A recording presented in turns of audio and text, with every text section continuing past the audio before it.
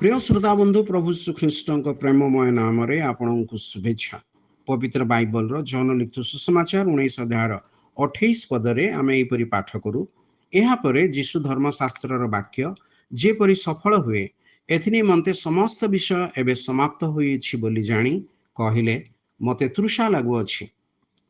प्रभु श्रीकृष्ण दृष्टांत द्वारा एपरी कही जेतेबेले जने धनी व्यक्ति अपना मृत्यु परे नरकरे जंत्रणा भोग करुथिला सेतेबेले अंतत टोपाए पानी से चाहूथिला।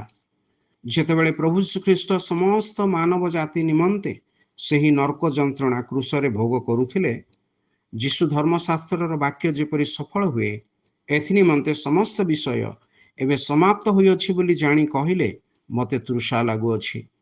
एही तृषा शारीरिक भाव में क्रूसरे ताहांको जंत्रणा जोगु यद्यपि थिला तथापि ताहांको तृषा आध्यात्मिक थिला।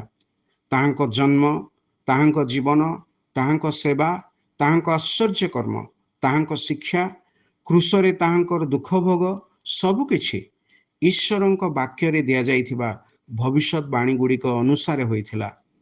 एइठारे मध्य जेतेबेले से कहिले मते तृषा लगुअछि जहा पवित्र बाइबल रे अनेक वर्ष आगरू लेखा जाइथिला ताहा जेपरी सफल हुए। गीत संहिता 69 गीतर 21 पदरे आम एहीपरि पाठ करूँ। से माने मोहर तृषा समय रे पान करिबा पई मते अम्ल रस देले।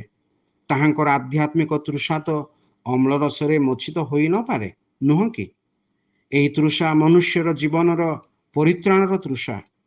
ए तृषा केवल सेतेबेले मोचन हबो जेतेबेले जणे ताहांकु ताहांको बलिदान रे ताहांको पुनरुत्थान रे विश्वास करी परित्राण प्राप्त हुए।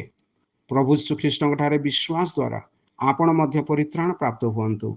ईश्वर को निकटरे यह आमर प्रार्थना।